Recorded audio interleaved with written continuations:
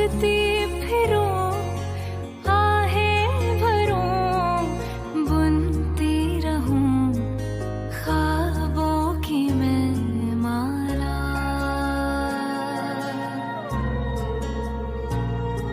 तड़पता जिया जब देखे पिया, दिल से मुझे आए सदा, क्यों तू नहीं कहता। दिल से मुझे आए सदा, क्यों तू नहीं कहता। कि मैं प्यार करता, हाँ मैं प्यार करता करता। मैं ना मुँह खोली, मैं ना कुछ बोली, सैया जाने ना।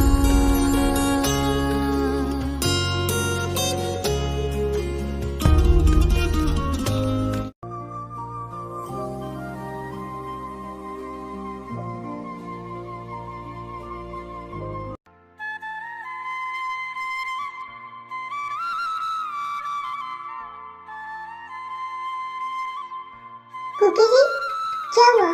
कुछ नहीं। बताइए तो क्या हुआ? क्या आप मेरे लिए कुछ ला सकते हो? बताइए क्या खरीदना है?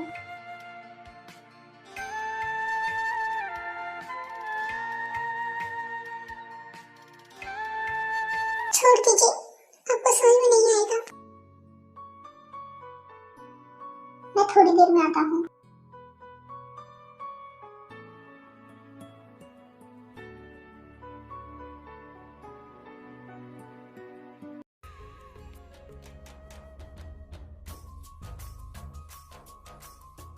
आपने इतना सारा क्यों खरीदा है?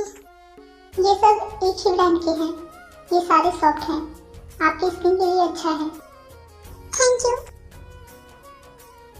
एक मिनट रुकिए।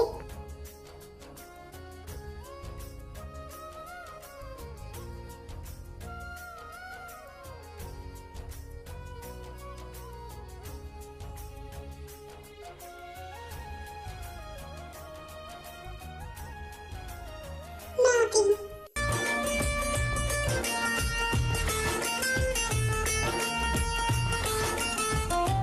I'm sorry। इसकी कोई जरूरत नहीं है। प्लीज मुझे निकलने दो। मीरा जी, हो गया। मैं निकलूं? Thank you. अरे, ये भाई बहन के रिश्ते में थैंक यू कब से आने लग गया? ओके, अगर मैं आपको थैंक यू नहीं कह सकती तो ये तो कह ही सकती हूँ कि ये रेस्टोरेंट आपकी वजह से ही सक्सेसफुल हुआ है। हम एक दूसरे को करीब 20 सालों से जानते हैं। अनाथ आश्रम में आपने मेरी जितनी मदद की उसके लिए मैंने अभी तक आपको थैंक्स नहीं कहा, तो तुम क्यों कह रही हो? आप खुद नहीं जानते कि कितने लोगों के लिए आप उनकी इंस्पिरेशन हैं। वो कहते हैं ना, कीचड़ में ही कमल का फूल खिलता है। इतनी गरीबी में रहने के बाद भी अपनी मेहनत से कोई कितना सक्सेसफुल हो सकता है, कोई आपसे सीखे। बस बस तारीफों से ही पेट भरूंगी। मुझे मेरी मीटिंग के लिए जाना है, बहुत लेट हो रही है। Please bye. भैया, अब क्या? काम में इतना भी मत डूब जाइए कि हमें आपके अंदर जमीन नजर ही ना आए, जो एक पिता और एक भाई भी हैं। अब तो आप सिर्फ सक्सेसफुल बिजनेसमैन ही नजर आते हैं। यूरा, ये जमीन कभी रुक गया ना तो जिंदगी की रेस में पीछे रह जाएगा। तुम जानती हो मैं ये क्यों कर रहा हूँ और किसके लिए कर रहा हूँ। वैसे कुदरत का नियम है, कुछ पाने के लिए कुछ खोना पड़ता है ना? और अगर जिन्हें आप पीछे छोड़ आए हैं, खो दिया है, वो अनमोल हुए तो कभी सोचा इस बारे में? मेरे कितने फैक्ट्रीज हैं, ऑफिस, एम्प्लॉइज सब मुझ पर डिपेंड करते हैं। अगर मैं रुक गया तो उनकी जिंदगी भी रुक जाएगी। ये बहुत बड़े ख्वाब है भैया, इनमें छोटे सपनों की, छोटी छोटी खुशियों की कोई जगह नहीं है। जरा सोचिए, आप अपनी खुशी किससे बांटते होंगे? उस शिखर पर पहुंचने के बाद अपने सफर की दास्तान किसे सुनाएंगे आप? ये सारी बातें उन लोगों के लिए है जिनका एक पाँव अतीत में होता है और मेरी नजर सिर्फ अपने फ्यूचर पर है। वैसे भी एक बार उस खाई में गिर चुका हूँ, मुझे उन सारे रिश्तों की कोई जरूरत नहीं है।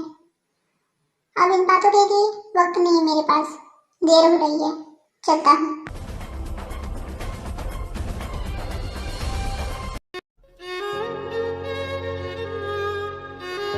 अब आप कैसा फील कर रही हैं? मुझे थोड़ा थोड़ा पेट में दर्द हो रहा है। चलिए, मैं आपको डॉक्टर के पास लेकर चलता हूँ। मुझे डॉक्टर के पास नहीं जाना है, मैं घर जाना चाहती हूँ। ठीक है, मैं आपको घर ही लेकर चलता हूँ।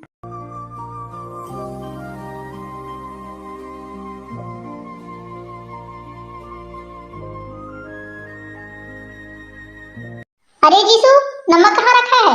हाँ माँ, मैं देखती हूँ, रुकिए। अरे वो शाम की फटफटी, अब बिना नमक के खाना बनाना सीख ले। वैसे भी अब कुकी के बिना इस घर का स्वाद फीका ही हो जाएगा। अच्छी बात है, नमक कम खाना चाहिए। नमक कम खाओगे तो सेहत अच्छी रहेगी। माँ, नमक मिल गया। काश हमारे घर का ये नमक, ये स्वाद हमेशा के लिए हमारे घर पर ही रह जाए। अब तो ऊपर वाला ही कोई चमत्कार कर सकता है।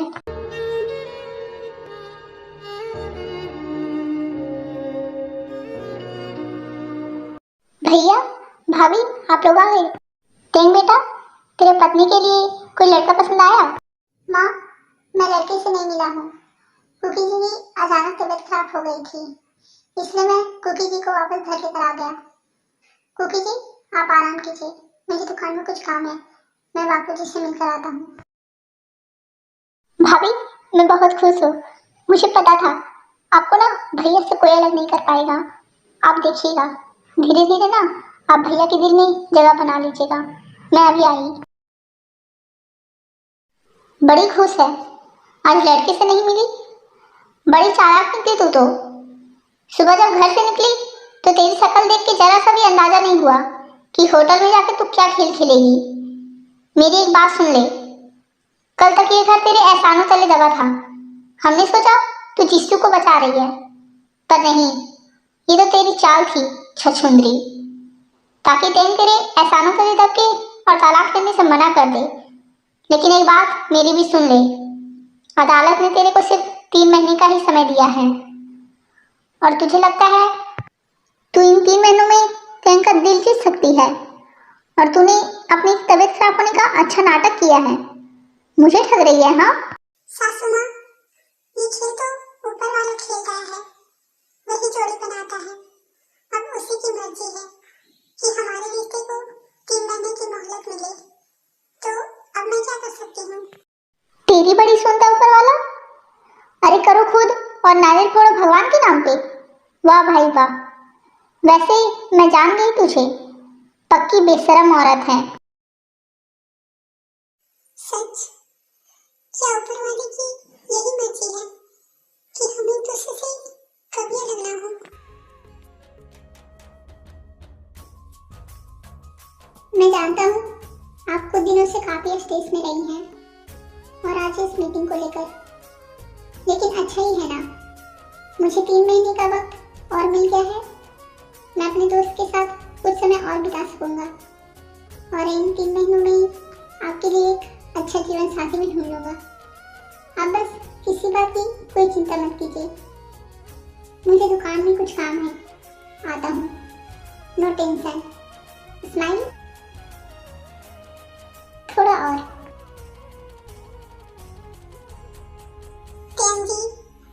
मैं आपको आपके थिएटर की दुनिया में वापस लाने की पूरी कोशिश करूंगी। आपके अंदर के कलाकार को जगाऊंगी। क्या पता आप वहां जाने के बाद लौट आए और आकर कहीं, बनी, आई लव यू।